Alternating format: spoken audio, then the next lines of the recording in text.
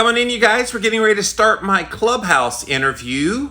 Got a wonderful interview to share with you guys here today. If you are brand new to the page here, I have rebranded this page. It used to be called Jimmy Rants. It's now called Jimmy on Clubhouse.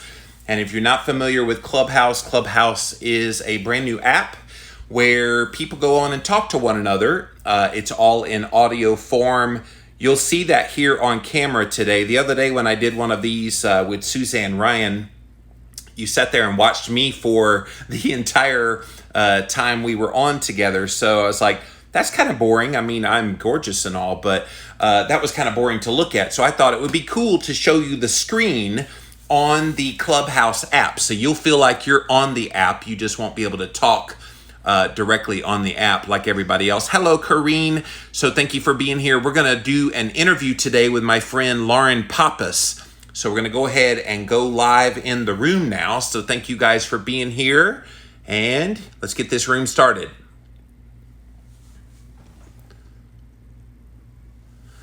Hello, everyone. Come on in. We're getting ready to start my interview with the lovely Lauren Pappas. Hello, Lauren. Hey, Jimmy. Can you hear me? I hear you loud and clear. Do you hear me okay? I can hear you. Yeah, this is the first time I'm actually using Clubhouse. Yes, I know. You've been one of those lurkers on some of the carnivore sites, but this is your first foray into being a speaker. We got lots of people coming in right now. Guys, come on in. This is Keto for the Soul. Thank you for being here today. I've got a wonderful guest who's a personal friend of mine. I've known her for many years, and we're going to talk about a topic, Lauren, that I think is just way overdue, especially with the popularity of keto. People are like, I'm going on the keto diet. And I'm like, yeah, what's that mean? Yeah. So yeah, exactly. We're going to get into that in just a second. We're going to let a few more people come in. Come in, you guys. Thank you guys for being here.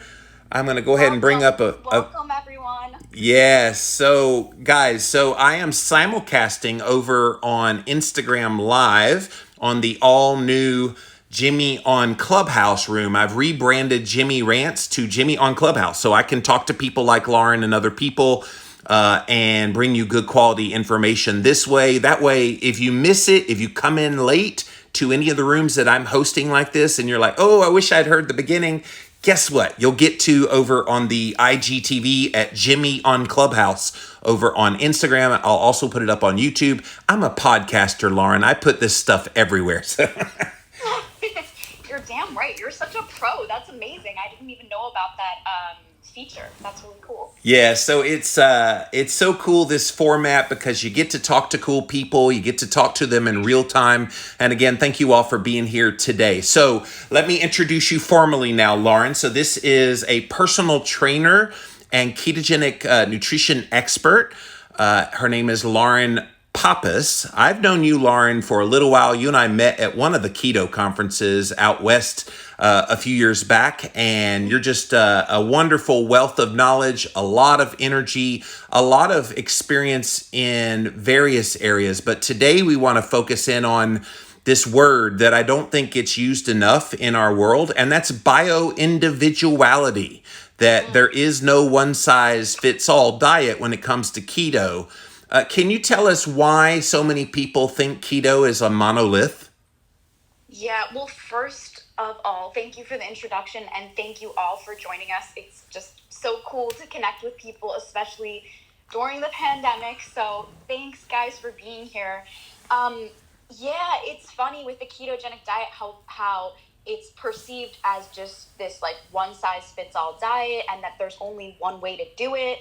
And that is just not the case. And if that's dangerous thinking, in my opinion, because that could lead you down the road of a lot of issues with your body if you just do it one way. It needs to be modified. And I always use that word modified. Like when people ask me, do you still do the ketogenic diet? And I go, yeah, but I do a modified version of it. I do it to fit my personal needs and my activity level, and though you have to take those things into consideration. So Lauren, the analogy I love, and I think it's very apropos, is we all wear shoes, but we have different size of shoes. I wear a 13 wide width. What's your shoe size? I think I'm a 6.5. So a 6.5 and a 13. So my shoes wouldn't fit you very well? No. And yours would Silly. squeeze my feet to death, and I'd be like walking around gingerly Right. for days. So I mean, like, that's an analogy that next time somebody says, "Well, are you doing keto?" Yes, I'm doing keto my way. Yeah, exactly. Hi, Judith. Yeah, she's the lady that Hi there. created Keto for the Soul. Hello, Judith. Hello. Yeah, so we're talking about customizing the keto diet. So I think, Lauren, where people get into trouble is they don't know where to start. So is there a baseline by which everyone could probably start and then shift from there? Yeah, I think, the reason I got into keto was in 2013, and I was doing my first fitness competition, a bikini fitness competition, and I was having a hard time like getting abs. Like I was really fit and I was eating healthy, but it was like there was still this like little extra layer that was like not coming off, and I was very frustrated because I was working out really hard and I thought I was eating really healthy. And then my dad said to me, "Well, why don't you try more of a ketogenic diet?" And I go, What is that? I've never even heard of that. I mean, this is 2013. I'm like a little egg back then. And he was like, just increase your healthy fats and keep your carbs lower and keep your protein where it's at, because you're an athlete and you're gonna need that to build your muscles and repair your muscles after you work out. And so I tried that, and like within a week and a half, I was like, wow, my abs are showing. This is so cool.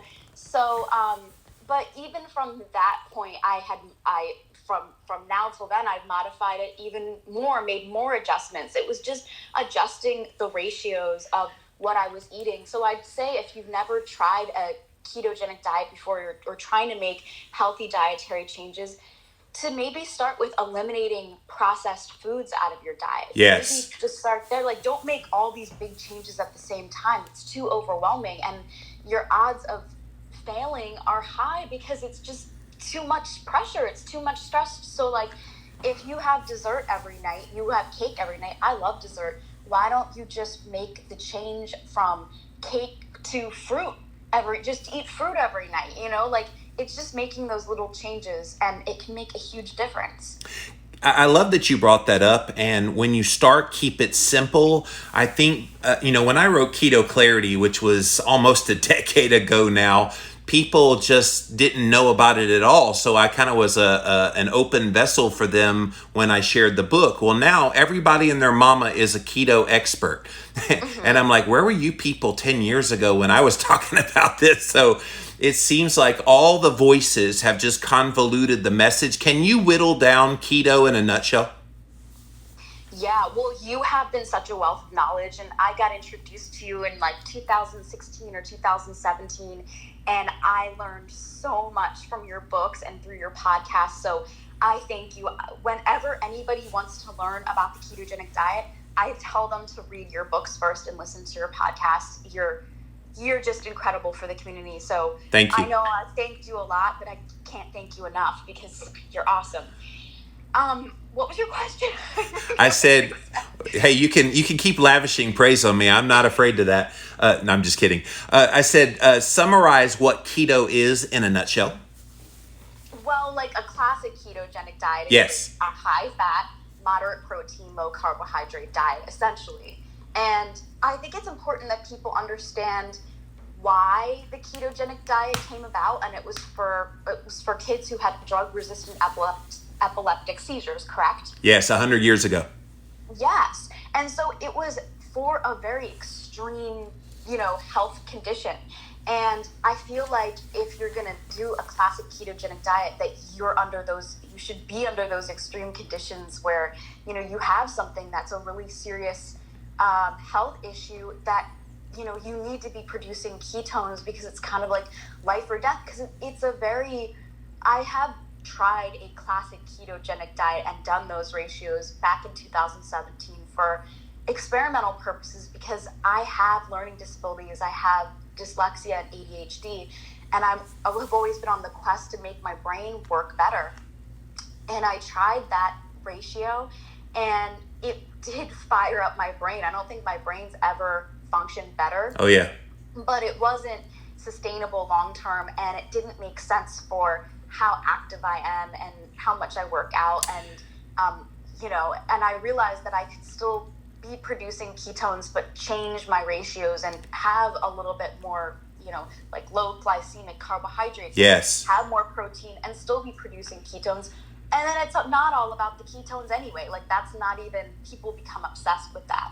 So I think that, people just need to keep their own personal needs in mind. Like, if you're coming from a place where you're really struggling to lose weight, and I think that maybe give a classic ketogenic diet a chance. If you're really obese, like, this could be the answer for you. I know that it's helped so many people close to me. It just wasn't right for me necessarily, but I still took some really great morsels out of it, and it helped me to modify the diet that I was already on for the best.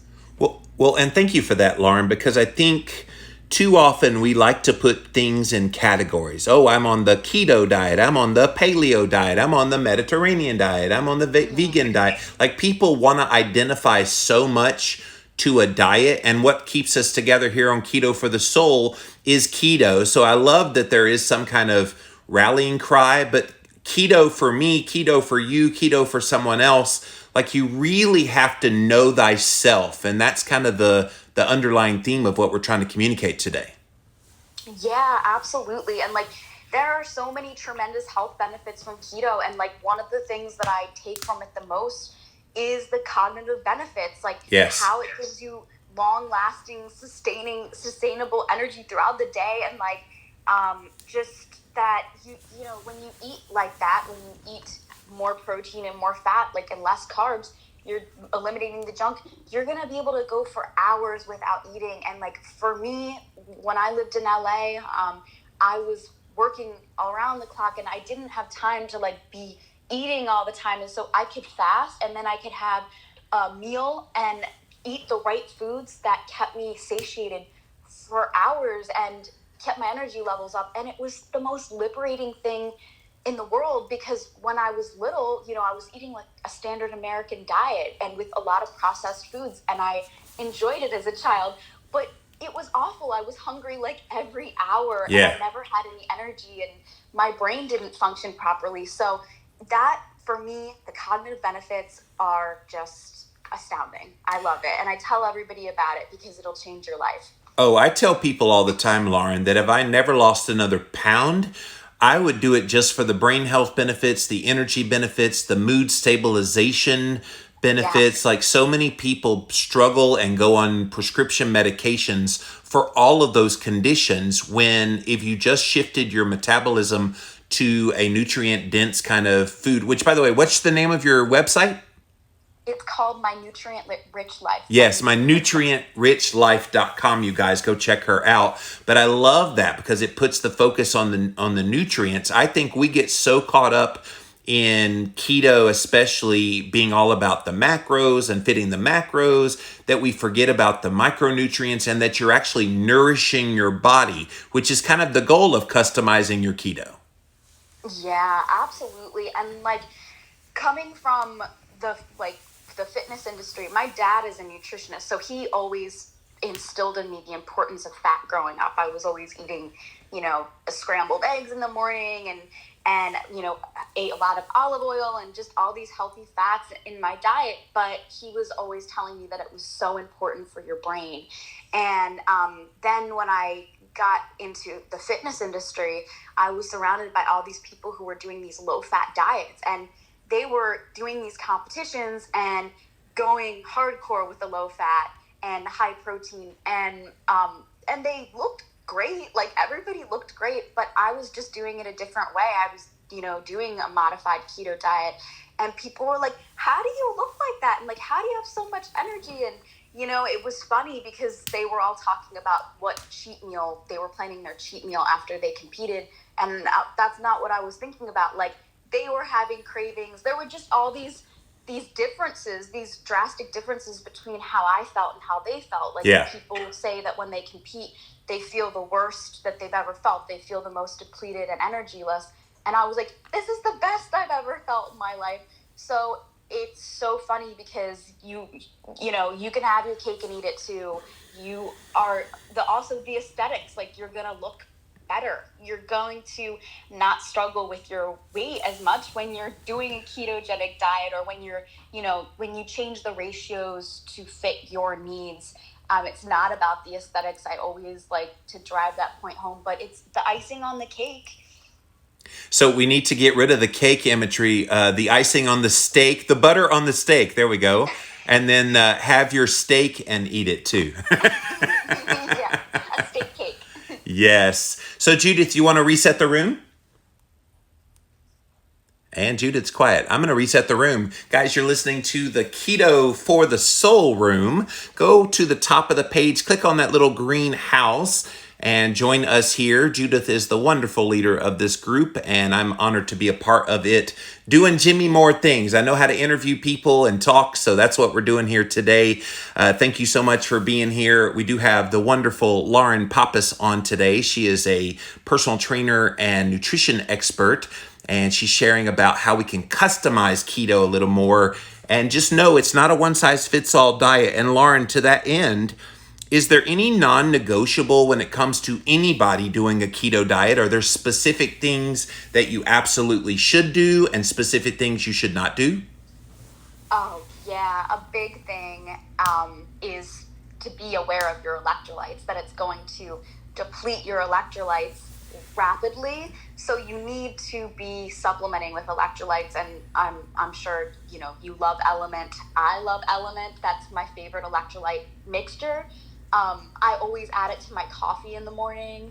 And it's just, that's going to prevent you from having keto flu-like symptoms, especially if you're new to a ketogenic diet and you're coming off like eating more standard American, because you're going to feel like crap. And I think it's the thing that scares people from doing a ketogenic diet, or they'll say, that ketogenic diet, it didn't work. You have to give it time, and you're going to have to go through those symptoms, but you don't have to experience them so deeply. If you're using electrolytes, you might not have to experience them at all, but like you can experience like headache-like symptoms, and you might not feel your best. You might feel energyless, but those electrolytes, you might have to take 2 packs a day. They're going to help you to not experience that, and to, have a better feeling about a ketogenic diet and be able to do it for a good length of time and be able to get the results. So electrolytes, huge. Thank you for bringing that one up first. I also hate that phrase, the keto flu. It's not the flu, guys. It's just your body making that shift from sugar burner to fat burner. You're going to dump out some key nutrients, and definitely the electrolytes are a big part of that. What else, Lauren? What I'm sorry. Yeah, so the non-negotiables when it comes to keto, what you should do, what you shouldn't do. Yeah, I mean, again, I think it's really important to baby step. Like, don't bite off too much. Don't bite off more than you can chew and put too much pressure on yourself. Like, this is not a life or death situation, hopefully. Just do a little bit every day. Like, lower your carbohydrates. Go from, if you eat processed foods, then switch out those processed foods to eating real whole foods, and educate yourself and, figure out what is a nutrient dense food. And, maybe you don't even really know the difference between protein, fat, and carbohydrates. Like, start with the basic things first. Yeah. And if you're somebody who doesn't exercise or who doesn't like to exercise, you can baby step that too, like by doing 10-minute walks throughout the day. If it's too much for you to do a 30-minute walk or an hour, like just after every single meal, go for a 10-minute walk, and then it adds up. Lauren is the queen of walking. If you follow her on Instagram, and I highly recommend, by the way, go follow her, you guys. Click on her picture and then go down her bio. Follow her over on Instagram as well as here on Clubhouse. You're always walking. You're getting in the daily steps, and you do the little boomerang thing, and you're inspiring because you're consistent with it. Thank you. I love walking. It is therapeutic. It is amazing for your brain. It's great for your body. I love getting fresh air. I don't care what time of year it is. I don't care if it's 1,000 degrees or 29 degrees like it is right now on the East Coast. I just love being in nature, and it's for your brain function, for your mental health. It combats depression. I just am a happier, more pleasant person to be around because of it. And guys, you can listen to Clubhouse while you walk, and you won't even know you're passing time by. It's pretty cool. Don't you listen to podcasts, Lauren? I do. I listen to yours, and I listen to Joe Rogan and the Tim Dillon show, and yes, there's a bunch of, it kind of depends on what mood I'm in. Like yes. If I'm in I want to be educated, I listen to something that's more educational. Dave Asprey, I love his podcast, but or if I just want to be uplifted, I listen to something more funny, like the Tim Dillon show. Yes. And if you go with Rogan, you'd walk 10 miles before you're done with his podcast. I know. Yes, I'd walk for 3 hours. Yes, they are marathons. Yeah, absolutely. So when it comes to the one size fits all in the realm of keto, there is kind of this disturbing trend, at least that I saw when I first started seeing it pop up. I went, I don't know about that. The whole dirty, lazy keto. Have you heard this concept where they just kind of make sure they keep the carbs low enough and the fat high enough, but the quality doesn't really matter? Are you a fan of that? Yeah, I think that's okay. Like in the beginning, I think, yes, of course, we need to educate ourselves on what are nutrient-rich foods.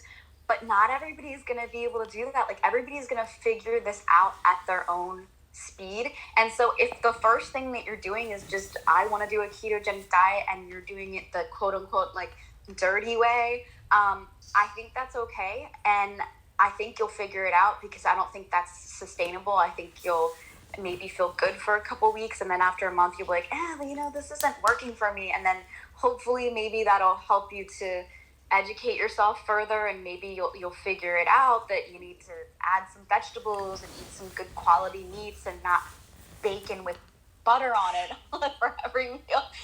I've seen some pretty crazy stuff on Instagram. Oh yeah.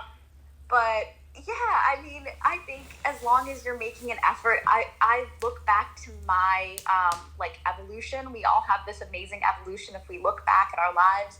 And I've evolved so much with the way that I've eaten since I was a teenager, and I became interested in eating healthier. And my dad's a nutritionist, and it still took me a while to figure it out for myself and my own needs. And so I just encourage everybody to not be too hard on themselves, and don't rush the process. And thank you for going there, Lauren, because I think sometimes people think they have to go right to the version of keto they're going to be on, and then they stay there forever. And you're so right. Like, it's incrementalism. It's okay, right now in this season of my life, this is what I'm doing. But then you're going to be a little bit older as you go along this. I'm 17 years into this now. It's a very different version of how I eat now than when I first started day one of the Atkins diet 17 years ago. So you're so right. You're gonna make little changes and tweaks along the way, but all guided by your own body kind of giving you feedback about what you're doing and how well it's working. Yeah, I'm a very big fan of intuitive eating, and same. And just listening to your body when it comes to food. And for me, like when I was trying to get in shape for my first bikini competition back in 2013, and I discovered the ketogenic diet, the first thing that I did before I learned about the ketogenic diet was just eliminating processed foods and eliminating the foods that I knew didn't agree with me and would bloat me or not make me feel good, or, deplete my energy levels. So, I think, just doing an elimination diet, even before you do any other diet, just not elimination diet, I guess, but clean up the process. Foods, yeah, like eliminating foods that you suspect don't agree with you because you might be allergic to them, or you might have food sensitivities. I think is really important, because I think just getting in touch with your body is important, and I don't know that everybody is. Because we're consumers in our society, and we're always consuming, but are we actually listening?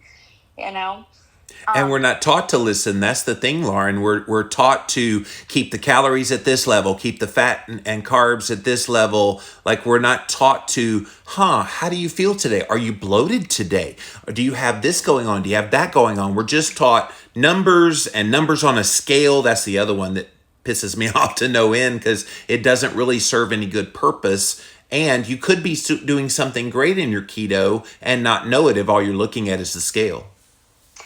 Yeah, and I also recommend to my clients just like keeping a journal, keeping a food journal of how they feel, so that they can go back and, okay, this is what I ate, and like, oh, like it didn't make me feel good. Like, I think it's important to be aware of that.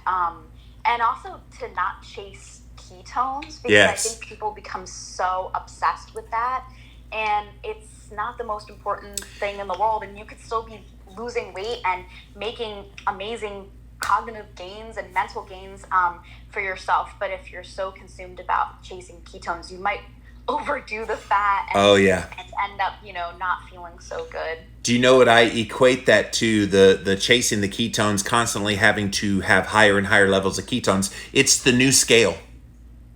Yeah, that's funny. That's a really good analogy. It is. Yeah, because people step on the scale for validation about how they're doing and their progress. And if their ketones drop below 1.0, oh my God, what's going on? I'm like, you still feel good? Yeah. You still, have lots of energy? Yeah. Is your brain stabilized? Yeah. What the hell's your problem?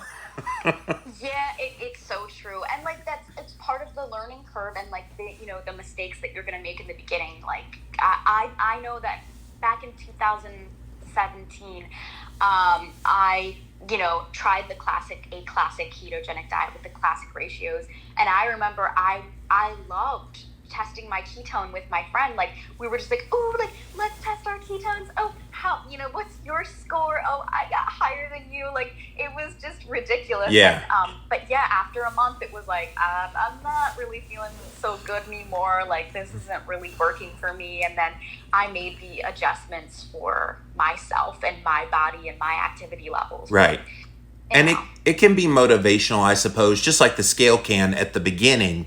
But then, over time, being more intuitive, more in tune with your body, and looking for. I think sometimes when we get caught up in numbers like the scale, we get caught up in numbers like counting macros, get caught up in numbers like chasing ketones, you forget to notice all the other things, Lauren. And so people they don't notice them because they're so obsessed about all these other things.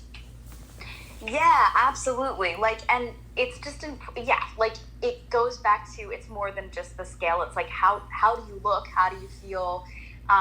It's not about the numbers, and we're sort of like this numbers obsessed society. Yes. But I do think it can give you some guidance. Like, I don't think it's totally, ridiculous, because, but I don't think your body is always going to react. I don't know that it's so accurate, the testing the ketones thing. Like, from what I've heard from other, like, experts in the field, it's not like the end all be all. No.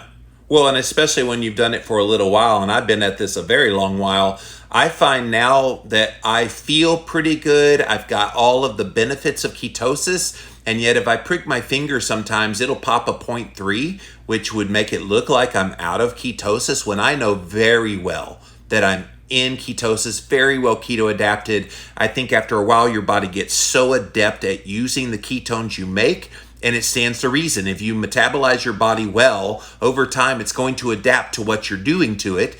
And my goal, Lauren, is to pop a big fat 0 on a blood ketone, and yet know, because of how I feel, that I'm in ketosis. Yeah, absolutely. I mean, that's really what it's about. It's about how you feel. And, yes. And if you're somebody who, and if you eat a meal with more protein and it was a very healthy meal, like, you shouldn't feel bad about that just because, oh my God, like, I'm not in ketosis. Yes. Like, it's okay. You're fine. Yeah, we had a lady in one of the rooms yesterday here on Keto for the Soul, and she was like, I'm already at my protein limit for the day, and I haven't even eaten my last meal. And I'm like, how much protein was that? She said, 62 grams. I'm like, eat more protein. Yeah, and the problem with that is, like, when I did the classic ketogenic ratios of the high fat, moderate protein, low carb, was not good. After a while, it wasn't good because I think I was over consuming fat because I wasn't eating enough protein, and I think I ended up gaining 5 pounds from doing that. It just did not work for me. I was starting to become really hungry, and it wasn't. I felt so much better when I ate high protein, moderate fat, and low carb, and I just sort of like adding fat to all my meals. Like the base of my meals is, low glycemic vegetables usually, and then my protein, and then on top of that I add my avocado and my olive oil and my olives or whatever. Like I just add the fat on top. So I think that's a good way to not go crazy, and then maybe be a little bit more balanced if you're going for that approach. So guys, I want to clarify something she said there, because you might be freaking out. What do you mean high protein, moderate fat? I thought it was the other way around. Like, even with her eating kind of moderate fat, high protein, guess what? It's still, by caloric content, a high fat diet. I did a high protein experiment 2 years ago, and I replicated it last year, Lauren, just to see. I was finding that when I had higher protein, I actually had hypoglycemia kick in because of some of the glucose and insulin effects that come from eating high protein for me. So I tested, and I found that even at my highest level of pushing protein like to an extreme just to see what my body would do, I did 300 grams of protein in a day. Yeah, that's a lot of protein for Jimmy. I'm a big boy, and I'm tall, so I can handle that. But even with that high amount, it was still only 46% of my calories. 54% was still fat, even though it was on the plate seemingly lower fat, much lower fat. Yeah, no, that's interesting. And I think and that's another thing, is like eating for your body size. Like if you're a bigger person, you're going to need more food. If you're a smaller human, you're going to need less food. But if you're really, like, I'm a small human, I'm 5'2" and I'm 120 pounds, but I'm very active. So it's different. Like you can't eat like your boyfriend, or your boyfriend can't eat like you necessarily. Like you're gonna have different needs. Yeah, I don't eat like my boyfriend. That would not work. So over on Instagram, I had to make you laugh. Brittany says, I eat a lot of protein, like 130 to 150 grams a day. Is that close to what you do, Lauren? Oh, Or do you count? I'm dyslexic. I hate numbers. I don't like to use that word hate, but like I don't count anything. I don't count calories. I don't count macros or anything like that. I guess I eat intuitively. Right. I guess that's what the kids call it. And the basis of my meal is always, I eat a lot of vegetables.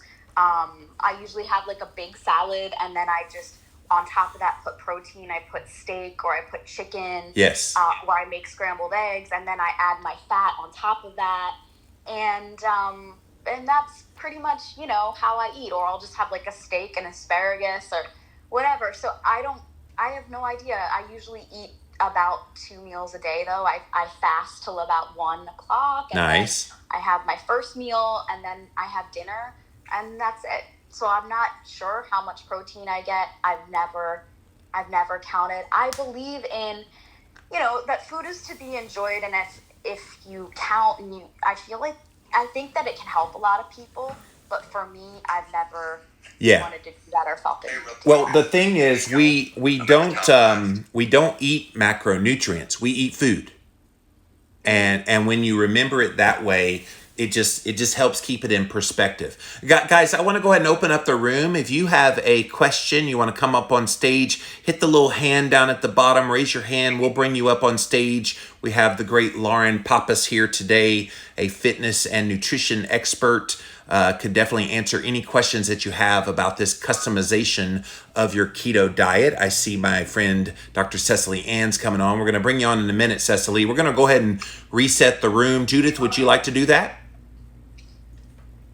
Yes, absolutely. So I just want to welcome everyone to Club Keto for the Soul.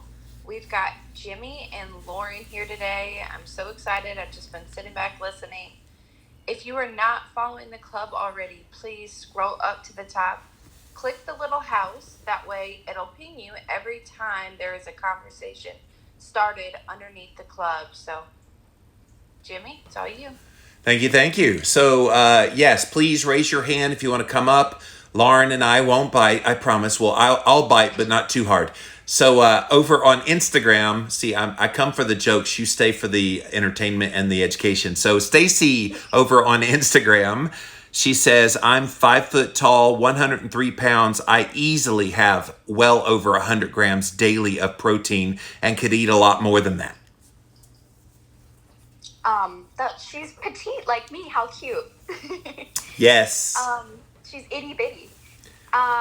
So what was the question? Oh, she didn't have a question. She was just making a statement that I'm itty bitty like Lauren, and yet I still eat a crap load of protein.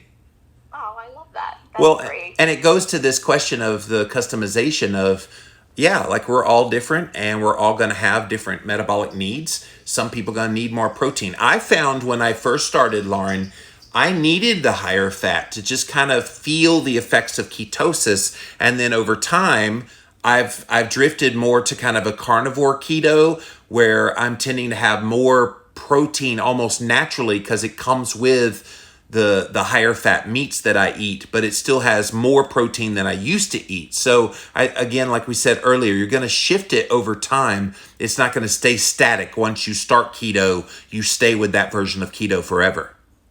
Yeah, you're always, I feel like you should never be too married to how you're eating. Like eating balanced is a great way to be married to, but if you're trying like a diet, it's good to try a ketogenic diet and to see how you feel, like you were saying, like because of the benefits of the fat, like see what that does to your brain and see what that does to your mood. It's really important, and you might realize that you're not eating enough fat, and you might stop doing the ketogenic diet after that. But maybe that's the one takeaway, like, you know what, I'm going to incorporate more fat into my diet, I feel better. Or I am going to stop eating processed foods, I'm going to eat more nutrient rich foods. I think that there's just takeaways from everything. Yes. All right, guys, we're going to open it up. So go ahead, raise your hand if you want to come up on stage, and we'll have you chime in. We got my friend, the fasting doctor, up first. Dr. Cecily Ann, what you got for us? Hey, thanks for hosting, Jimmy and Lauren, and thanks for having me on the stage. Lauren, many interesting things about your story I found, first of all. But one thing I found in particular, which I'm still struggling with, you mentioned that your father was a nutritionist, that he actually encouraged you to have, healthy fats and kind of set you, it seems like, on the journey of learning more about the low carb and eventually keto space. I am struggling with both nutritionists and dietitians in my area. I'll have patients, and now I've started not referring anymore, but probably about a couple years ago, I would refer out so that they could get more of the deep, nutritional counseling and some of the things that I'm not always able to do in one office visit.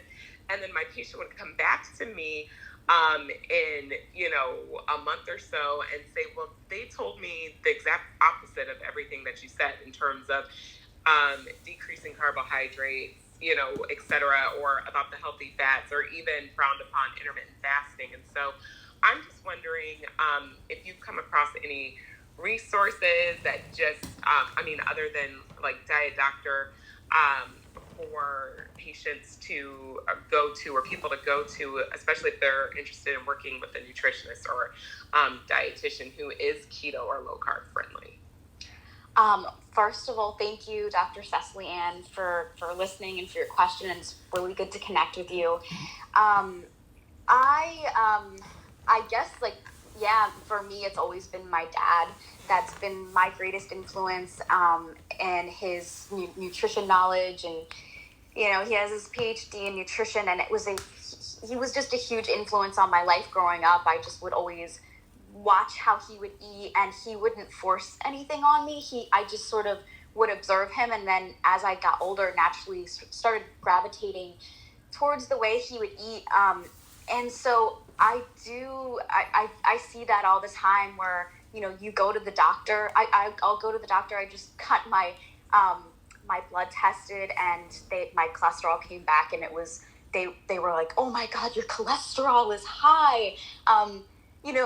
You really need to watch your diet or something like that. And me and my dad were laughing because we were just like, they're doctors and they're super smart and they're amazing at what they do, but there's some things that they fall short at because they are just not educated about that. And statins, I don't know if they want to sell the statins and help the pharmaceutical companies. I'm not sure what the motivation is behind that, or if they literally just don't understand that high cholesterol is genetic in my family, and everybody in my family has lived a really long life. So it's just hard. It's frustrating because there's this disconnect that what they're teaching the doctors in school and dietitians and stuff is not healthy. It's not necessarily the healthiest thing, and it's ironic, but I'm not sure. I think my dad is the person that I always refer to people if they are struggling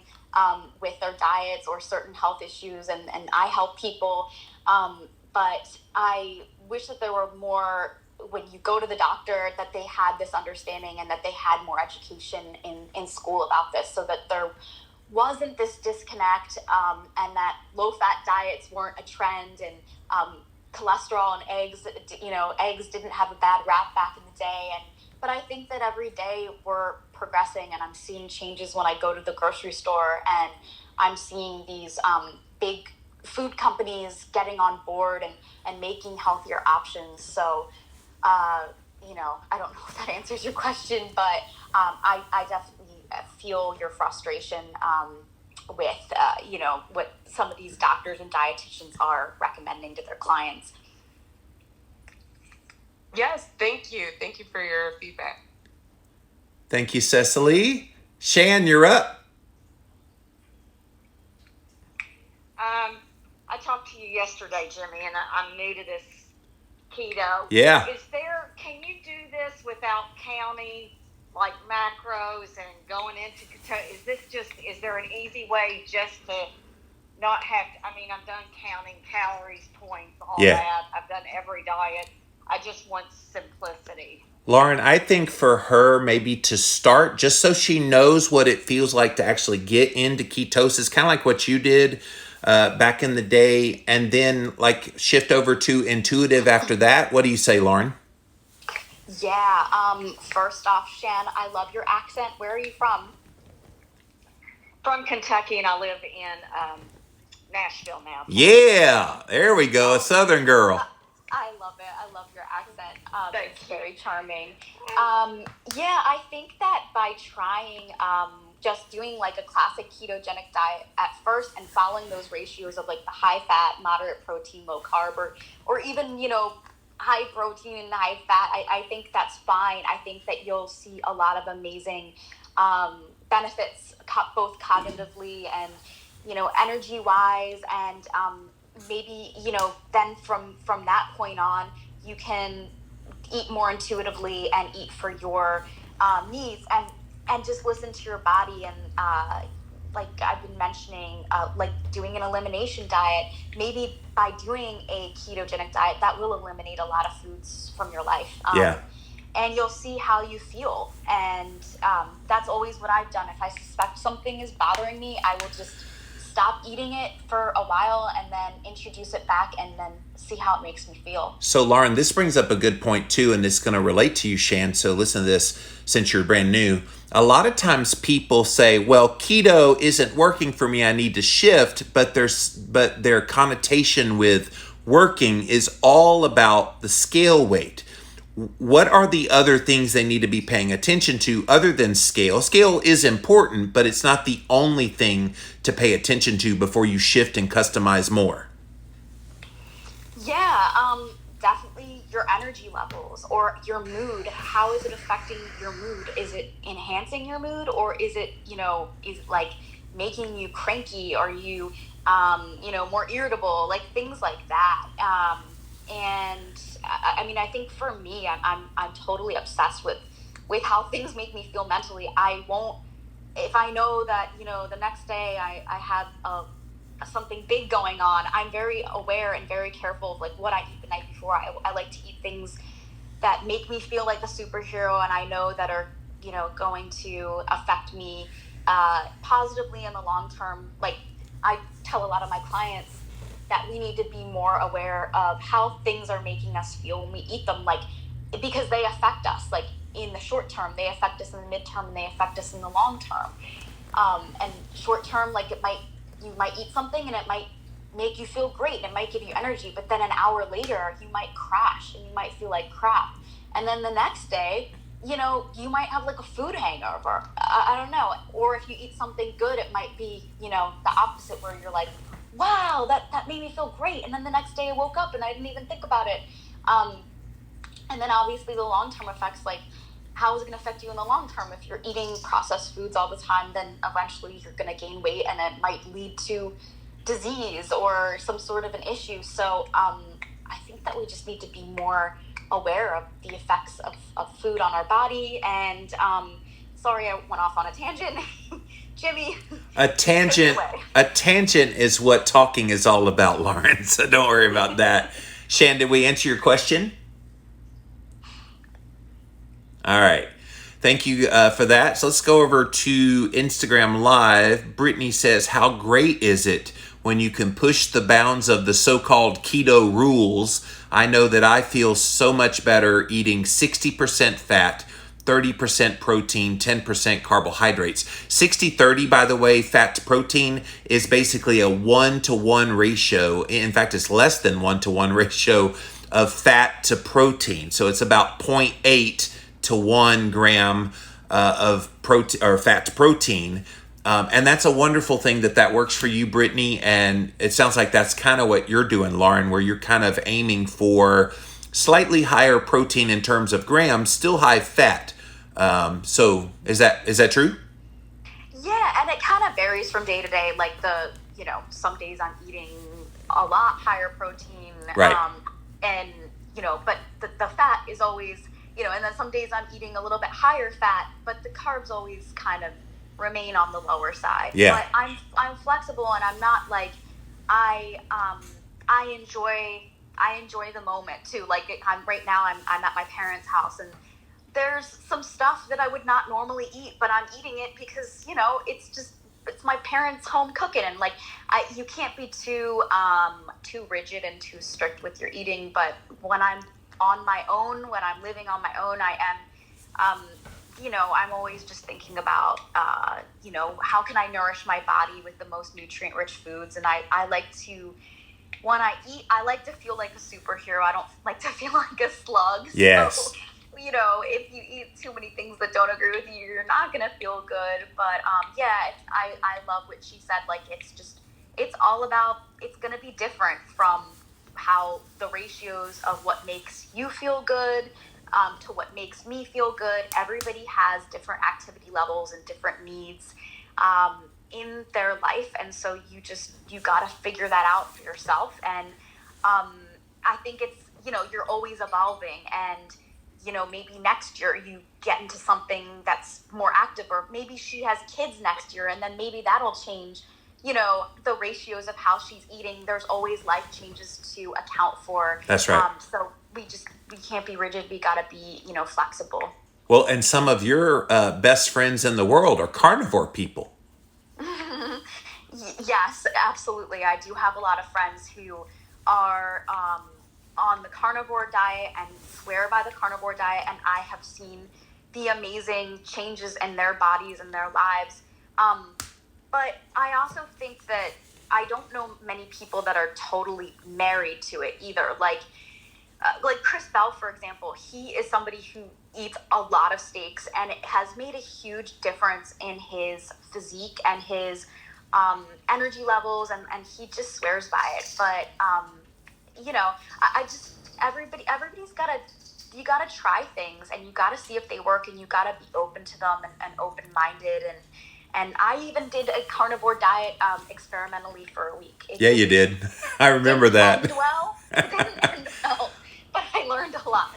Yes, and I think that's a lesson here too in trying to customize your keto don't be afraid to try things because you don't know how you're going to react until you try it. By the way, Chris Bell is what? Big Strong Fast over on Instagram? Yeah, at Big Strong Fast. Yeah. So go check him out. He's a really good resource if you're interested in carnivore. We're going to go ahead and reset the room, you guys. We're in Keto for the Soul. Judith, take it away. And she's back. Oh, there she is. Hey everyone, yes, we are in Club Keto for the Soul. Today we are hanging out with Jimmy and Lauren, and I am so honored and so blessed that we have you sharing all your knowledge, bringing so much value to this conversation. If you are not following the club already, please make sure you are following the club. You will get a ping every time an amazing conversation like this gets started. And take it away, Jimmy. So that's Lauren Pappas. I'm Jimmy Moore. Definitely click on Lauren's photo. She doesn't do a whole lot of these, but we're trying to coax her into doing more of them. You guys like the knowledge, definitely hit the hand. Come up and ask a question. We got plenty of time for you guys today if you want to ask a question for me and Lauren about this customizing keto. But Judith, while your mic's open, go ahead. If you have a question or a comment, fire away. There she is. Okay, she's back. No. I'd love to ask a question. So, yes. Lauren, when you were first getting started, did you hear a lot of the negative stuff? Because I know, like, when I first started my journey, there were so many negative things out there that I was a little, undecisive if I should start. But then quickly, once I started, then I realized, okay, wait, never mind. This is amazing. But was there anything that maybe held you back from deciding to live this lifestyle? Yeah, I mean, there were so many naysayers. It was hilarious. It was just so funny because I was working in the fitness industry as a trainer and competing and doing fitness modeling. And so everybody is obsessed with these low-fat diets, and that's how they get in shape. But for me, it was like, I knew because of my dad that was unhealthy. Like, that was blasphemy. Like, the word low fat, like, oh my God. Or like, I remember one time in high school bringing something low fat into the house, and my dad was like, ew, what is that? Like, get that out of the house. Like, and it was good to grow up that way because I just knew, like, that's not good for you. It's not healthy in a world where, that is promoted. But yeah, so I did have a lot of naysayers, especially in the fitness industry, that would be like, wow, you look really good. You look like you're ready for competition. And they'd say, well, what are you eating? And I'd be like, oh, whole eggs and avocado and olive oil. And they were like, you can't eat that on a bodybuilding diet. I'm like, well, I'm not on a bodybuilding diet, and I have a lot more energy than any of you people, and I'm not starving all the time. So, yeah, I had naysayers there. I, had people tell me that it was a very extreme diet, that, maybe it wasn't the healthiest thing to do. And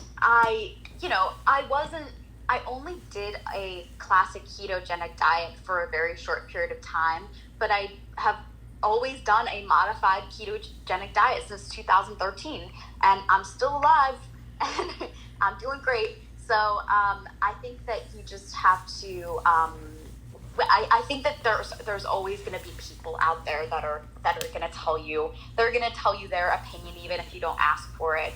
But again, I think I've heard that. I think it just goes back to like what is good for you, and this might not be right for you and your needs. I mean, I've heard some very athletic people that I know say like, oh, I can't do a ketogenic diet, like I'm way too active, and that's an extreme case, and maybe that doesn't work for them. Maybe they do need to eat more carbs because they're athletes, and more protein or like whatever. But you just have an open mind and just experiment, and don't feel like you're gonna make a lot of mistakes. I made so many mistakes along the way of things that I was doing or things that I tried, not just within keto, but within other types of diets. And I paid the price. I got really sick. I one time tried to do more of a vegan diet. I did like a vegan keto diet, and I ended up with SIBO. So whoa. So it was just, yeah, that wasn't good. But That stands for small intestinal bacterial overgrowth, for those of you that don't know. Yeah, it's a nasty one. You don't want it. You don't want it. Doesn't sound like fun. No, definitely not. Definitely not. So you come from the bodybuilding community because you've been in media in bodybuilding competitions. Go look her up on YouTube, you guys. You can look up Lauren's name and find her. We're here today. I'm Lauren Pappas at the bodybuilder. Da, da, da, da, da. It's kind of fun to watch those videos. And you know all these muscle guys. Like for the longest time, keto in that community has been a huge thing. Oh, yeah. I mean, it's do you say it's been a huge thing, like in the bodybuilding community? Yes. Yeah. Over the past couple years, it has become a lot more acceptable. But like I said, back when I started in 2013, it was not. Like, it was the whole low-fat trend. And in more recent years, I'd say like maybe in the past like 4 or 5 years, it's become very acceptable and people are more open to it and are doing it and getting great results. And I'm really happy because it's just a much healthier way of eating. I've seen people that have done the low fat thing and ended up very sick and with severe health issues. So it's no joke. I think that's the other important point that I want to get across is like I mentioned developing SIBO from making some severe, like some extreme dietary changes. Like, know that there are consequences to everything that you do. There are positive consequences and there can be negative consequences and sometimes in between. But like when you do something that is too extreme, there might be some negative effects, or they might change your life for the best. But just know that, just be aware. Yes. So guys, don't be bashful. We have a wonderful expert here today in my friend Lauren Pappas. Hit the hand down below. Raise your hand. We'll bring you on up. Just like Brianna. You're up, Brianna. Hey guys, I'm loving your Clubhouse room today.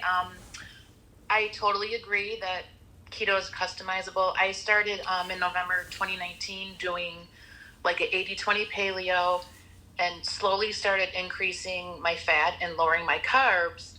And then I'm like, wow, I think I'm doing keto. And 73 pounds later, okay, now I'm intermittent fasting. Wow. And I started, like you're saying, kind of listening to my body and, my energy's low on this. And if I eat too much salad, I feel bloaty and, I can't eat raw cabbage because, I have digestive failure. And my point is listening to your body and really being mindful of how you're feeling. You don't have to have specific set macros. Like, I'm at 130 grams of fat, 103 in protein, and 17 carbs. Nice. And I started noticing that if I ate, a breakfast and a lunch and a dinner, I was overeating. Like once you start eating, you're like, oh, okay, I can have a snack now, or I should have a snack. But as I started doing intermittent fasting, when I got to like the 24 eating time, I wasn't having cravings. I wasn't overeating. I'm barely making like my 1,600 calories a day. And so my question kind of goes to, if I make this fat chicken cauliflower that I break my fast with, it's high in fat, high in protein, minimal carb, and a fat coffee, I'm totally packed until dinner. Yeah. So I'm like, okay, well, I have to have a dinner, maybe some ground beef and broccoli, maybe like a homemade cookie or a fat bomb, and I'm done. Yep. And is that okay? I mean, I'm still losing weight. I have like 20 pounds to go. Is that okay to continue to do, or should I kind of break it up? Like I do cycle through where I feel I need some popcorn or something. Like maybe I need to increase my lipotine for a little bit, like kind of reset me, if that makes sense. Yeah, I think where you're at now, you're in a groove. You're obviously finding success with what you're doing. There's no reason that it wouldn't still work for you. If you want to cycle in some popcorn just to see how you do, like that's all a part of this customization. Because look, most people that come to keto, and Lauren, tell me if you agree with this or not, Most people who come to keto, they have some kind of metabolic damage, some kind of insulin resistance that they're trying to heal. And with keto, that healing starts to take place. Well, guess what happens when you heal? You become more insulin sensitive, and therefore you're able to tolerate more carbs than maybe that you had before. So would you agree, Lauren, that maybe she could test how she does with the popcorn and just see how it goes? Yeah, and again, it goes back to that we are always evolving, and that when you do, change your eating for the best, when you're, like Brianna has made these amazing shifts in her diet, and now she's seeing the positive effects that, now we're going to have to tweak it, it's always evolving. And that's something that I do too, is like, if I'm really like on it with, my keeping my carbs low and my protein high and my fat high, that I will purposely add in, like, make sure that I have a sweet potato this day, and then maybe even throw in some oatmeal one day, like purposely adding in carbs throughout the week, because I'll get too lean, or, I just want to make sure that I'm replenishing myself and not going too low with my carbs. And yeah, so I think you sound like you're really on a good track. And I only eat 2 meals a day. I haven't eaten 3 meals a day in a really long time. Same. Yeah. With fasting, I'm so used to fasting now. I'm never hungry when I wake up in the morning. If I was, then I would eat, but I'm not.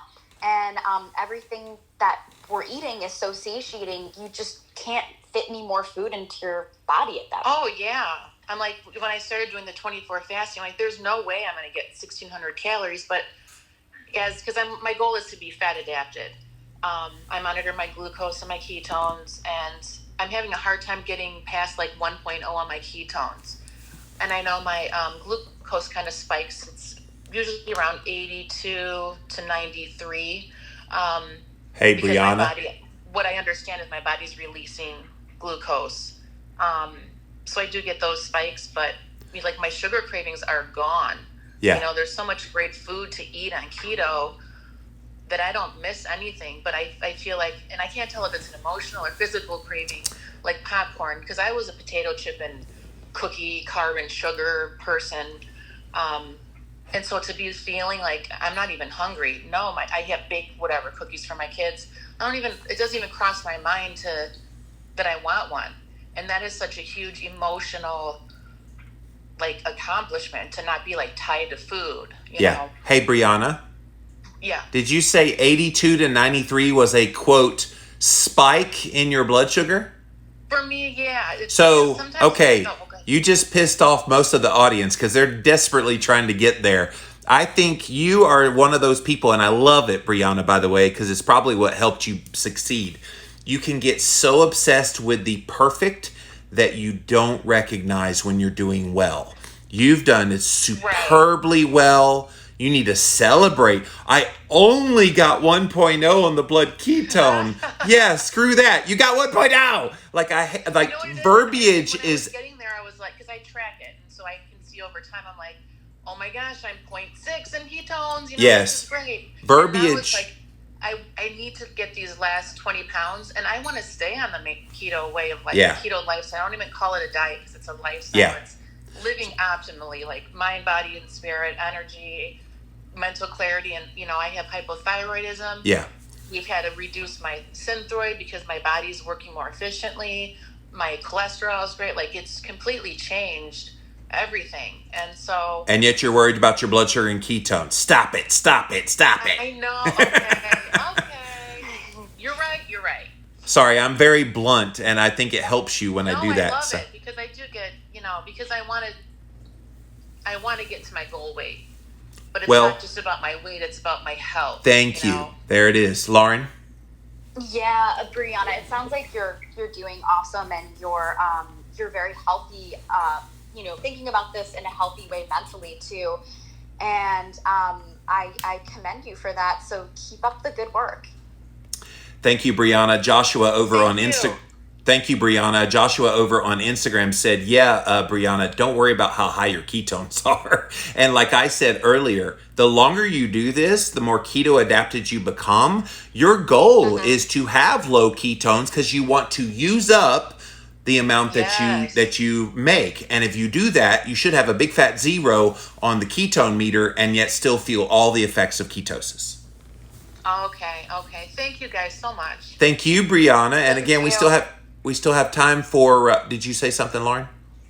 Oh, I just said thank you. She said thank you. See, she's being polite.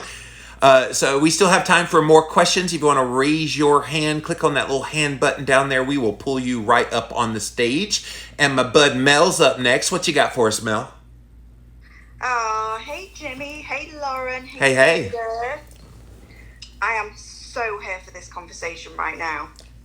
I'm sitting here and I feel like our little picture should be able to nod vigorously as people speak in agreement. Lauren, my question is, can I be you when I grow up? Oh my God, can I be you? It's another beautiful accent. Where are you from? Originally England. I'm now in Austin, Texas. Oh, Lauren, she also makes amazing recipes. She can develop any recipe for anything. Oh, that's exciting. Yes, I'm on a huge baking kick right now, so we'll have to talk. Oh, let's connect. I literally just followed you on Instagram. You guys, I don't want to waste too much time because I don't have a question. I just wanted to come up here and just wholeheartedly agree with everything that's being said. I am a little number dyslexic too, so when I started the ketogenic diet, it had to be intuitive for me. I come from a background where I've yo-yo dieted my entire life. I have tried every diet under the sun. I'm moderately active, but I have 5 kids. I need to be brain on all the time. So when I started the keto diet 4 years ago, it was a matter of putting things on my plate, eating them, monitoring how I felt, and going from there. And I'm all for fasting if you can. I'm all for getting all the crap out of your house so there's no temptation. Hit the fresh food aisles only in the supermarket. Start your meal with, this is how I do it, guys. Obviously, this whole platform is about doing things your way, but I choose the protein I want. I cook it in good fats. I'm more keto carnivore, so I often don't have vegetables. See how you feel. Don't worry about numbers, guys. Worry about how you're feeling. Wake up every day. Adjust your tiara. Chin up, smile, and notice how you're feeling. That is what the keto diet is about. Woo-hoo!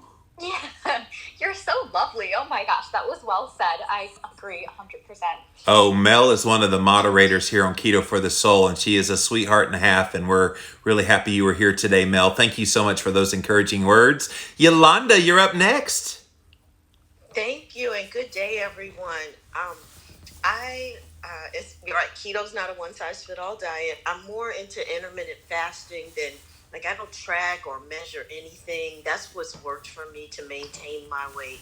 But the question I have is, I would like to try the MCT oil, but I keep hearing you have to be careful with it. What advice can you give me? Should I slowly incorporate it? How does that work? Oh, you don't eat too much of it, and except for one time. You do one time, you will never eat too much again, right, Lauren? Oh, you're damn right. Yeah, it's a slippery slope. Yeah, I mean, I'm just open with what I say.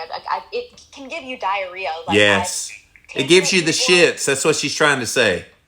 Yeah, and so what you want to do is I think the term is titrate it. You just want to just start off with a very, very small amount.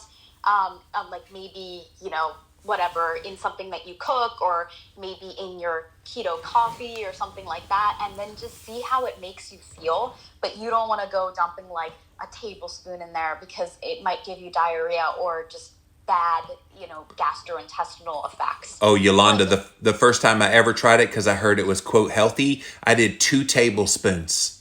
Oh my God. And you don't do that but one time. And I had this weird burning sensation, gastric reflux along with the diarrhea. Oh my gosh, yes. Please learn from Jimmy's mistake. Don't take more than you need. And honestly, Lauren, I don't think you need MCT oil. It is a way to convert quickly over to ketones, but it's not necessary. I don't even use MCT oil unless I'm having a kind of a brain fog day. Sometimes I'll do it to kind of boost my brain health, but other than that, really no purpose in having to do it. Yeah, it does have amazing brain health benefits, but like you could say that about most any fat, most any healthy fat, right? It will have similar effects. And if you're eating low carb and you're eliminating those foods that are going to give you brain fog, like you're already going to be having those cognitive benefits. But if you are really interested in MCT, you could also take it in a powder form. I know like Bubs is a company that makes a powdered collagen protein, and then they have one that has MCT in it too, so it's in a powder form. It might be easier to digest. Or you could try to take MCT capsules and see if you digest those better. Yeah. Have you ever done that, Yolanda, the powdered? No, I haven't tried it at all. I said I'm going to ask in the room before I order anything or try it. So thank you. I appreciate that. Well, thank you. Try to, sorry, Jimmy, I didn't mean to cut you off, but try to put it in some coffee, like a scoop of the collagen with the MCT concoction powder, and you might really like it. It might make you feel really good, so give it a shot. I was just saying thank you. So it's cool. So Yolanda, thank you for that. And yeah, just remember, if you use it in a coffee, and you think you're fasting, you're going to break the fast with that. Even though it's powdered form, it's still going to be nutrition. So, but let us know how that goes. I know you're around on Keto for the Soul, so I look forward to hearing the update. Okay, great. Thank you. Thank you, sweetie. And Jan, you're up next. Thanks for waiting. Jan, are you there?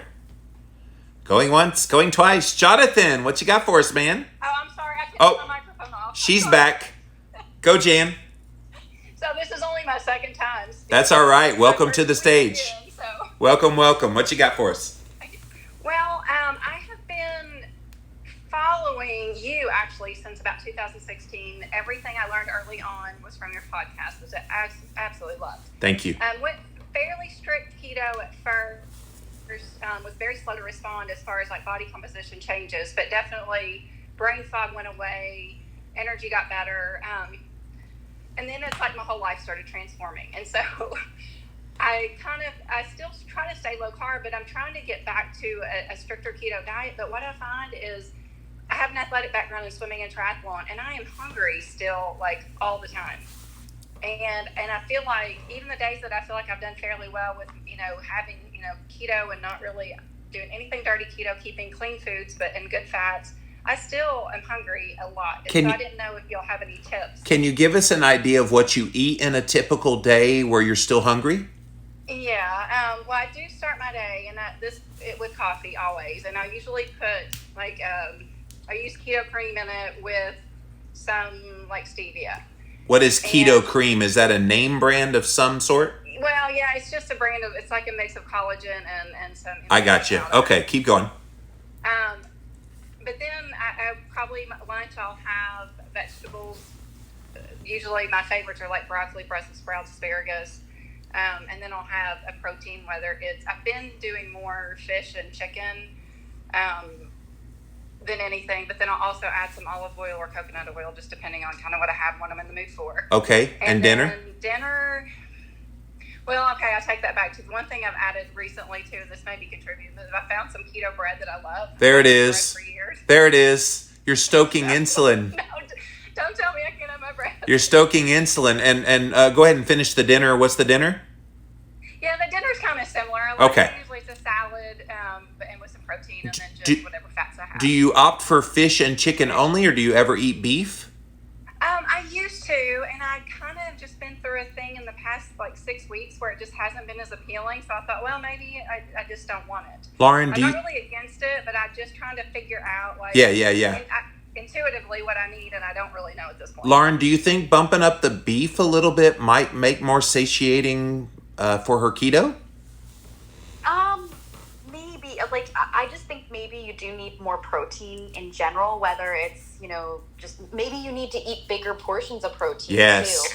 But yeah, don't. I would try that. Do you have any like dietary issues with or moral issues with like beef, or did you say that you don't eat it, or? Yeah, no. I don't really have moral issues. I'm gonna go here. So I got certified in yoga several years ago, and that community generally is kind of anti-animal everything, and I haven't bought into that because that's when I went keto too, and I was like, well, I love animals, but I also like to eat them. So there might be something in my head there a little, but really it's more, I'm a type A blood type, and I've kind of gone to like reading about blood type diets, and it's just not recommended for my blood type. And so I just thought, well, maybe if I drop it out, maybe it'll kind of shift me. I honestly feel great.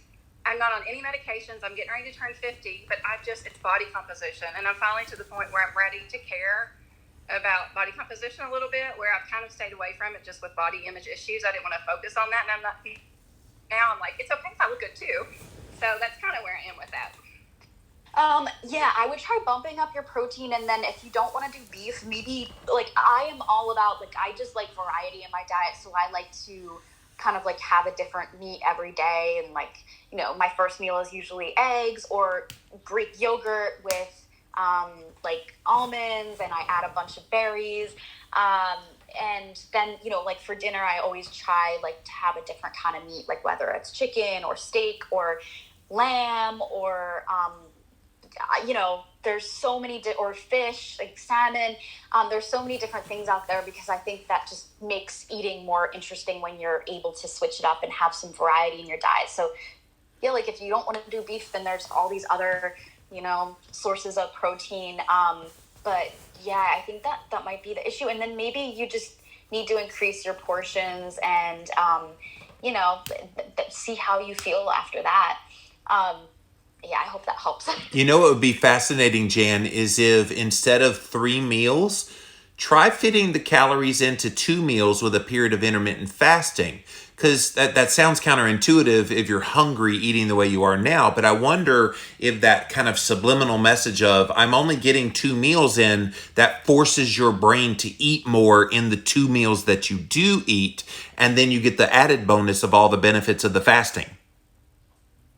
Okay, so you're obviously counting coffee with something in it as my first meal because I'm breaking that fast. So is that what I'm hearing? Yeah, still have your coffee. It's just something to experiment with, which is what customized keto is all about, right, Lauren? Just trying to test things to see how you do. Yeah, exactly. Like it's all an experiment, and I've always just kind of treated it like that. Like, hey, this is an experiment. I'm into biohacking, so I'm always just trying to make myself run more efficiently, my brain and my body and stuff. So it's like just trial and error, and you just gotta tweak things and see what the effects are. Yes. Okay. Thank you, Jan. Guys, we're gonna Thank you, Jan. We're gonna reset the room now. All these people talking. I was like, "What? Is somebody saying something?" They're just saying thank you. Judith, you want to reset the room? Yes, hello everyone, and welcome to Club Keto for the Soul. I am so excited today. We have Lauren and Jimmy here bringing so much value, sharing all their knowledge, and right now they're answering questions. So please come on up if you have a question. I'm not sure exactly what our time limit is, Jimmy, but if you're not following the club, please follow the club. What that will do is it'll ping you every time there's an amazing conversation. And I'm grateful that you all are here today. We've got quite a few familiar faces, but so many new faces. And I just want to add, make sure you're following Jimmy, Lauren, and everyone in here, because we have such an amazing community here, and our tribe is growing. So I'm super excited. So thank you, Jimmy, so much. Thank you, Judith. And we are simulcasting. I don't know anybody else doing this, Judith, but I'm simulcasting on the Jimmy on Clubhouse Instagram page. So thanks to all the people over on Instagram Live. Joshua says I can eat a lot of chicken and still be starving afterwards. Chicken breast alone, I never do because I'm always hungry. So there you go, Jan. There's somebody else that chicken makes them hungry. So it could be something like that. But thank you guys for being here. Yeah, you want to say something, Lauren? Yeah. If I just ate chicken by itself, it's like, always got to have a little bit of fat with it, so it just makes it more satiating. A little something, something, as they say. Well, let's welcome the new daddy. What's up, Jonathan Shane? Come on in, bud. Oh, and he falls off. That's funny. I call him, and then he's like, I'm out of here, Jay Moore. RC, what you got for us? Oh, well, I am super excited this Sunday. I was referred to Marnita to help me with my macros, and she did much more than that. She really talked me through. We talked for about 2 hours, and she gave me so many pointers that this week I can sing that I lost 6.2 pounds. Woo-woo. And I am excited. And why it makes me so excited is because she really, just reinforced everything I hear on Clubhouse, and I'm fed positive vibes and all of those things. But really getting to sit and talk with someone and kind of go over your history and what you like, don't like, and I think she gave me a lot more than she had to. But I'm so grateful for what she did. I have a new scale. I got a exercise bike coming today because I've mentioned that I have a hard time walking. So I'm thinking me and the exercise bike should at least get some more calories burned. And I went to Aldi's this morning, found like a lot of the keto things, caged eggs, and just a lot of things. They even have diced up bruschetta, so you don't even have to cut the bacon. Yes. And just put it in the pan. So those things are all great. I wanted to thank Shane before he left because of the resource he also gave me that I've been reading, the roadmap, road book, and that's helping a lot. And also the keto couple, they gave me a resource. I'm just full of resources, and that's what I like to do. I like to read, and I'm not going to remember every little thing, but all of those things, once they're inside you, kind of like the Spirit of God and His Word, it will come back to you as you need it. Yes. So those are my positive vibes. Rhonda, thank you. That is so awesome. I always love hearing from you because you're such an encouragement. Any thoughts, Lauren? Yeah, well, first off, good job to you. Congratulations on your weight loss and just making all these amazing positive changes in your life. And you just sound so happy, and you're making me smile as I listen to your talk. So keep up the good work. All right. I really appreciate you guys. You guys are doing a marvelous job. I try and get in here as often as I can. So thanks again, and I thank all the people that have reached out to help me. Have a great day, everyone. Thank you, Rhonda, and keep listening because we're going to have lots of resources for you on Keto for the Soul. Leah, you're my last questioner. What you got for us? Are you there? Going once. Hit the little button down in the lower right-hand corner. It'll unmute your mic, Leah. Maybe she's bashful. Hello. Oh, there she is. Hello, Leah. I just left the room for a moment. Sorry. Hi. Can you just say what you said before I came on? Sorry. I said hello. I said, what's your question? Hello. What's your question? Hi. Basically, I wanted to know, I'm thinking about doing keto. I'm assuming that no one's really... Yeah, no problem. I'm assuming no one's here. Is anyone vegan here? Because I was thinking about keto from a plant-based diet, and I just wanted a bit more... Plant-based keto, Lauren. What you got?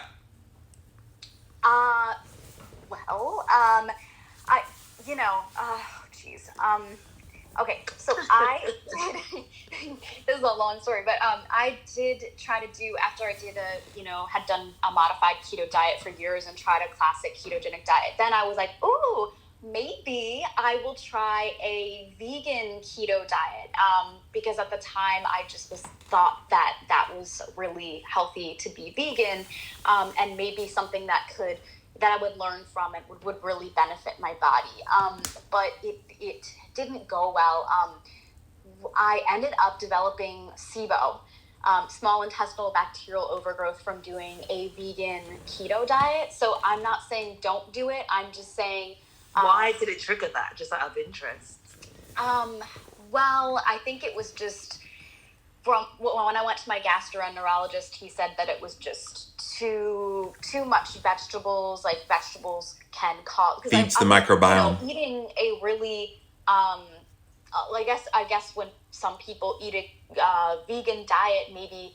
I was doing it heavy on vegetables because I thought, when you're a vegan, like, that's what you eat is vegetables. So I was eating a lot of vegetables, and he just said that too many vegetables can sometimes cause small intestinal bacterial overgrowth. So with vegetables, I learned, like, you have to eat them responsibly. You have to cook them responsibly. Like, it's not really good to eat raw vegetables, and I think I was probably eating too many raw vegetables, but I don't discourage anybody. It's your own journey. If that's something that you want to do, and, like, you have moral reasons, like, you don't want to eat animals, that is perfectly fine. That is your journey, and that is your prerogative. I would just say be careful and just maybe read up, do your research on it. Jimmy, isn't Dr. Will Cole yes. an amazing resource for Yes, so go look up Dr. Will, W-I-L-L, last name Cole, C-O-L-E. He wrote a book called Ketotarian, which is a mostly plant-based ketogenic approach. Now, he says, and he's a good personal friend of mine, we used to do a podcast together, he says that if you're going to eat mostly plant-based, if you can include eggs and or fish in there with it, then you're going to get all the complete proteins, you're going to get the healthy fats, you're going to get all the things that you're missing, B12, all the things that you would miss if you do a purely vegan diet. But Lauren said something in there so good. If you're going to do mostly vegan vegetarian, don't eat the vegetables raw. Raw will mess up the gut microbiome so bad, which is what it did to you, Lauren. And what it's doing is it's feeding the gut microbiome, which there's good gut bacteria, but there's also bad gut bacteria, and they both feed on those things. So just be aware that when you're eating those kinds of foods, you may have SIBO develop, you may have bloating, you may have other gastrointestinal issues. So just be careful with it if you do try it. But I do highly recommend, Leah, that you try something just to see how you do. So, well, I've got a couple of questions. Lauren, how long did you do the veto version of keto? Secondly, after that, was you vegan before you did that? Because I just want to understand a bit more about the situation, the circumstance. Yeah, no, I've never, it was the first time that I had ever done, like vegan, vegetarian. It was the first time in my life. I had never, not eaten meat prior to that. And I did it for about a month and a half, and I actually still incorporated some, like, I just cut down on the amount of meat that I was eating. Like, I still did do some eggs, and I just would eat it like every other day, or, I would still incorporate like a little bit of meat into my diet, but I just lessened the amount. Like, I used to eat 3 meals a day, and I would eat meat with all of those meals. So I just cut it down. So it wasn't like full on vegan or vegetarian, but like, to me, it was a huge difference, because going a day without meat was a big deal. I think what's really important anytime that you make that big of a dietary change is like the supplementation part, that you aren't going to be getting certain nutrients because you're not eating meat, that you need to understand what those nutrients are that you're going to be missing out on, and that you supplement, that you supplement with those so that you don't have nutrient or vitamin deficiencies. In terms of plant-based diet, I haven't got a really problem with that. I've been plant-based for 5 years. I even have a vegan food business, so I kind of understand the limitations in that kind of sense. I guess my last question would be then, I wasn't planning for keto to kind of be a complete lifestyle change for me, if I'm honest. Basically, I'm fasting for Lent, and in Lent, obviously you don't drink alcohol. I lead a plant-based diet anyway, but in my Orthodox faith, you don't eat any meat. If you did eat meat before. So I just thought it'd be a perfect time to kind of do the keto because I have got some inflammation that I want to get rid of, and also hormone imbalances, and I know that keto can change that. But if it's not something you're planning to do for a lifestyle change, like I was planning to do it for pretty much like 55 days, is that a good thing or a bad thing? I mean, it's a short period of time that you're doing that for, and I would even incorporate in the course of that some fasting in there as well. It seems counterintuitive, but you're actually going to be more satiated and more have better results probably for the purposes that you're doing it for, just purely fasting with salt and water. Do you concur? Do you do any fasting like that, Lauren? I do fast every day. Obviously when I'm sleeping, and then I extend it past my sleeping. So sometimes, usually around 18 hours. And yeah, I use like electrolytes. Sometimes when I wake up in the morning, Yes. I'll put it in black coffee or water or whatever, just so that I feel good and my energy levels are up. But because I've been fasting for so long, I feel great fasting. Like in the beginning, if you don't do extended fasts, it's really hard and you have to work up to it. Right. And you don't feel great. And you're like, oh my God, this is awful. But now it's just like I have plenty of energy. I feel great when I'm fasted. I haven't eaten anything yet today, and I can't stop talking. So, Same. Yeah, I wake up. In fact, the other day I got on keto for the soul, and they were like, "What'd you eat today?" I'm like, "Oh crap, I forgot to eat today." I don't think about it anymore. It's a cool feeling. That's interesting because I have to fast anyway for at least minimum 12 hours, but people used to do from 12 at midnight till 3 o'clock in the afternoon. So that's a part of it. So then on the end of my journey, of my short keto journey, how would I start to phase back into eating normally, or a bit more of a more balanced diet that I'm... What's normal? What's normal and what's unbalanced about keto? Hold on. What's unbalanced about keto? I knew that was going to be the question. What I mean is, obviously, I'm not looking to... I don't know. Let's see. I'm going to see how it goes. I may decide to adapt and keep some of the things that I'm doing. But I also understand from what Lauren's saying, and like the constraints of doing keto, being a vegan, is a bit different. Yes. From what I'm understanding. Agreed. So I don't think it's something I'm going to continue to do for a lifetime. I think I'll be very miserable, honestly, me personally. So obviously I might decide to, maintain some kind of keto meals that I've been doing, but I'm clearly going to go back to eating a bit more. Maybe you incorporate meat at that point. Yes. No, I'm not going to incorporate meat because I just told you that I'm vegan, so I wouldn't be incorporating. Oh, you're full on vegan. I thought you said... Yeah, See, it's hard. It's a little bit hard to hear you, Leah. Sorry. From the accent, and you're really quiet. I'm having trouble hearing you. I thought you said you were doing this for a 55-ish day period. So I'm vegan anyway. But what I'm telling Oh, I got you. So the vegan keto. I got you. Yes. I missed the I'm vegan anyway. Yeah, I mean, there's good ways and bad ways to do vegan. So I think that ketotarian approach could definitely be helpful. And you might find, wow, why didn't I do this before? Because I definitely need to reduce sugar in my diet anyway. That's Yes. the problem that I find, which is why I'm even more interested in doing it this way. For sure. But just say I wanted to reintroduce a bit more carbs into my diet on the way. On the other side, what would be the safe way to do it? Because obviously I don't think going full whack back on would be the right way. Right. Thank you for all your questions, Leah. Lauren? Yeah, I think that, it just doing what's the exit strategy coming out of keto? I think it's just that you do modified keto, like I do modified keto. And I live every day with like the 80-20 rule that like 80% of what I'm eating throughout the day, or it could be 90%, it could be 70%, but it's nutrient-rich foods. And then maybe 10 to 20% are like, things that are, they're still might be healthy, but they're not really, they're more processed and they're not really on my plan. Like, I think you just need to give yourself some wiggle room. Like, it doesn't have to be 100% every day. Like, I might have cake tonight, and that's okay. But 80% of what I ate throughout the day, or 90%, was really healthy, and it made me feel really good. So I think that's important. And then also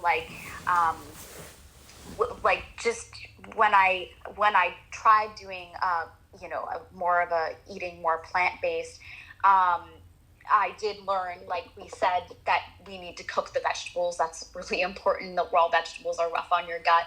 And also, like, veggies or beans and stuff can have lectins in them. So I learned, like, to de-seed and always de-stem, like, fruits and vegetables. Like, obviously you're not eating a lot of stems, but, like, those things are really important, like, because the seeds carry a high amount of lectins. And if you don't know about lectins, Dr. Stephen Gundry is an amazing resource on lectins.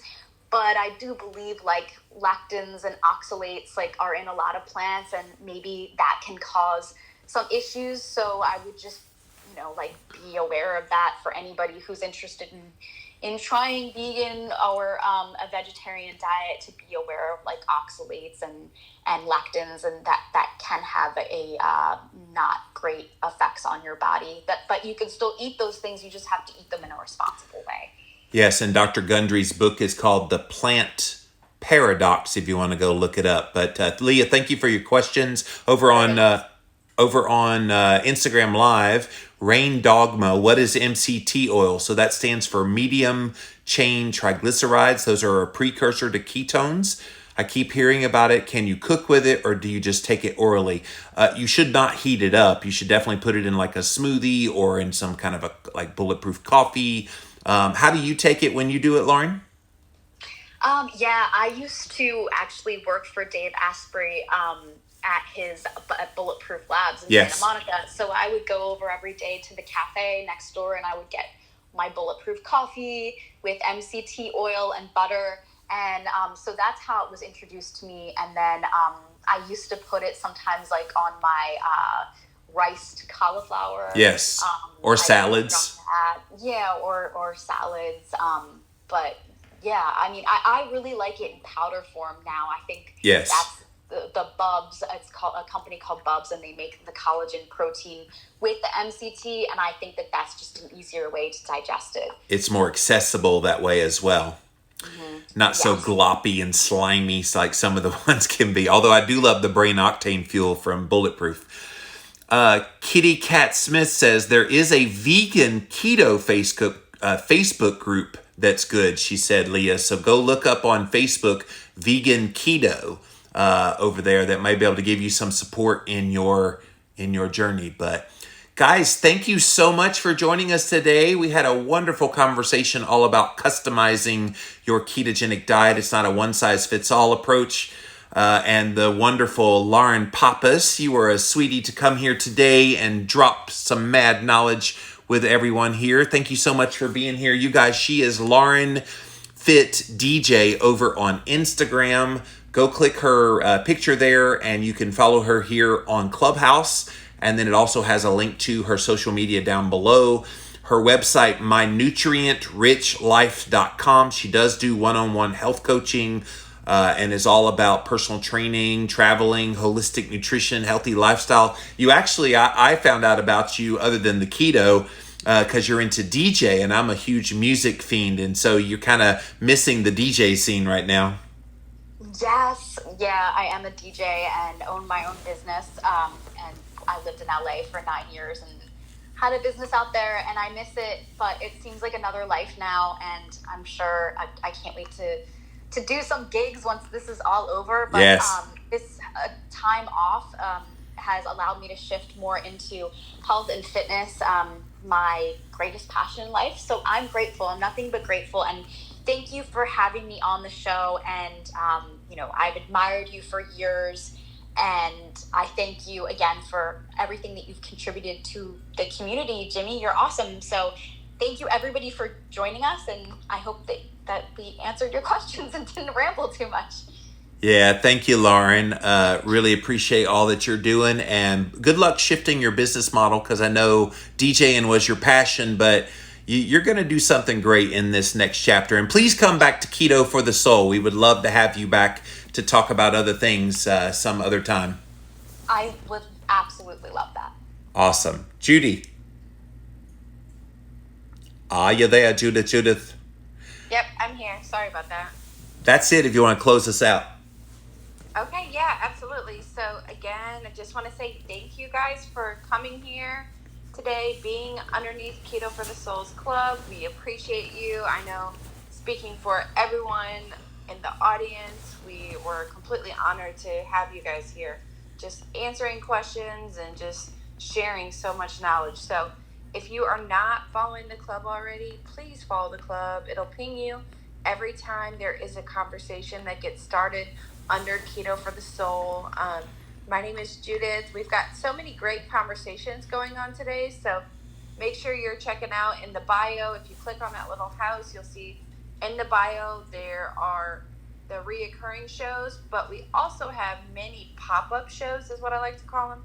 So I think even Jimmy, you've got a show this afternoon, so just pay attention today because we have so many good things going on. Always, always. Well, thank you guys so much. Thank you again, Lauren, and we'll see you around Clubhouse. Thank you, Jimmy. Thank you, Judith. Bye, everyone.